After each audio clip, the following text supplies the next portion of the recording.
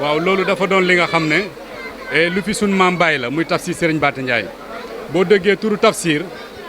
loolu magi Saalum yi ñi nga xam ne boo doonoon ndaw nga dem ba jàng alxuraan ba wàcc ñu woo ay kàngam ñoo xam ne dañoo wattu alxuraan di ko tafsir ñoom la ñuy dajale ñu ñëw ñu di la laaj ay question ci biir alxuraan ci 114 surat yi yëpp kenn ku ci nekk di laal fa nga xam ne faaw nga tontu ko fa nga ba pare nga firi ko boo ci noppee dañuy jël kaala boobu nag moom lañ leen lëngal ne la tafsir yow léegi fii nga toll ni mokkal nga alxuraan wattu nga ko te it mën nga koo jàngale boobu tafsir boobu nag moom moo ko toppal li ko dalee Saalum ñëw fii Casamance jógee fii dem ba Guinée Bissau dellu siwaat ñëw fii nii ci Senghor kon lii nga xam ne lal nañ ko fii tey muy malaan bi ak la nga xam ne moom lañ koy defal mooy ziyaaram ak la nga xam ne moom lañ koy defal muy tantal yonent bi sallallahu alayhi wa sallam loolu lu mu donn la moom ci ay baayam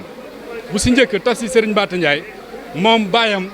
ku jur baayam muy maamam kooku kaamil alxuraan leen ko canee léeg-léeg nga can nit ci xaalis waaye ñun sunu maam bu jur tafsir Serigne Bathie Ndiaye kaamil alxuraan leen ko canee moo tax fii ëttu kër alxuraan la si suba boo leen fi teewee di ngeen di fekk ay centaine de xale ñuy tari alxuraan loolu nag daara la boo xam ne waa kër gi ñoom ñoo ko jël en charge du ñu yelwaani du ñu dem fenn fii la ñuy jàng ñuy fay ñu leen di jàngal ak mboolem li nga xam ne dafay accompagner xale yi ci wàllu wattu alxuraan kon nag lii nga xam ne mooy malaanu wasifa bi loolu diggante sunu maam tafsir Serigne Bathie Ndiaye ak ki nga xam ne moom mooy Cheikh Ahmad Tidiane Chérif juróomi nit ñoo dox seen diggante moom daan na jëfandikoo salaatul fatihi ba Mouhamadul Bachir bi nga xam ne moom mooy njabootu Chérif Younous Aydara ca Bañeer moom moo seede ne sunu maam bii tafsir Serigne Bathie Ndiaye moom déretu salaatul fatiha mooy daw ci yaramam moom moo ko wax ci làmmeñam ne képp ku ko ñëw siyaare bésu alxamis bër set di ajuma tey ak bésu dimanche bër set di altine sa yaram araam na safara ndax leeru salaatul fatiha da koy tiim ni palasoor kon lii ñu defal ko nii moo ko fi njëkkee moom la fondé fii te moom la ñu fi bàyyil ñun sët yi kon nag def fi lu mel ni fala xarwa mais maanaam du njombe waaye dañoo delloo buum ca mbooy ga kon nag fii ngeen ñëw tey di fi taataal lu mel ni daf fi sax te connexion boobu nag li koy firndeel diggante kii nga xam ne mooy tafsir Serigne Bathie Ndiaye ak xadaratu tijaaniya bu nekk Tiwaawoon yëpp benn la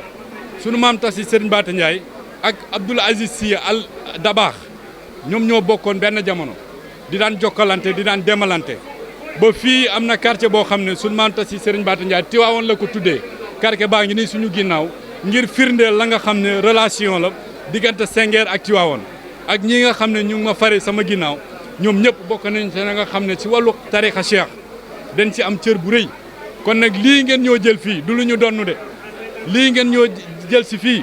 lu ñu moom la ci lu ñu bokk la te loolu nag lu dara leeral la mbokku jullit ñi mbokku taalibe ak ñëpp ñuy seetaan ñu xam ko loolu moo waral ñu lal fi malaanu wasifa bi di ko fi def waaw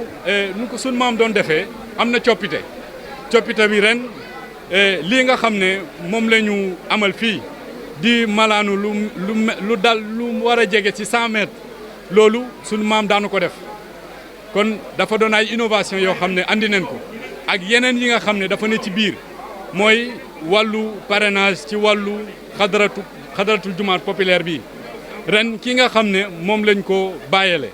moom lañ ko darajale bés bi di Serigne Boubacar Tambidou mi nga xam ne moom moo jur Cheikh Ahmad Tidiane Tambidou muqaddam taalibe góor gi la bokk na ci produit sunu maam tafsir Serigne Bathie Ndiaye moom moo bokk ci taalibe yu njëkk yi fii ci ëtt kër bii kon Boubacar Tambidou taalibe la fi Cheikh Ahmad Tidiane Tambidou taalibe la fi ak mboolem ñi nga xam ne tey ñëw nañ ci ëttu kër sunu maam tafsir Serigne Bathie Ndiaye ndax Boubacar Tambidou mu ñu dajale darajale bés bi moom mooy taalibe bu njëkk sunu maam tafsir Serigne Bathie Ndiaye bii tëdd fii bu mu ko liggéeyalee ba gërëm ko da ko ne Boubacar dama toog Ziguinchor lii may wax ni caméra ma tiim te man sët direct la si sunu maam tafsir Serigne Bathie Ndiaye mu ne ko dama toog si Ziguinchor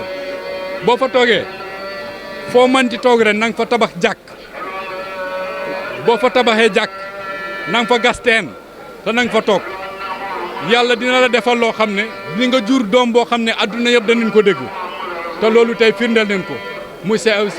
Cheikh Tidiane Tambidou kon nag loolu waxu sunu maam Tafsir Serigne Mbathé Ndiaye bu ñëw la kon nag lii lu mel ni def ko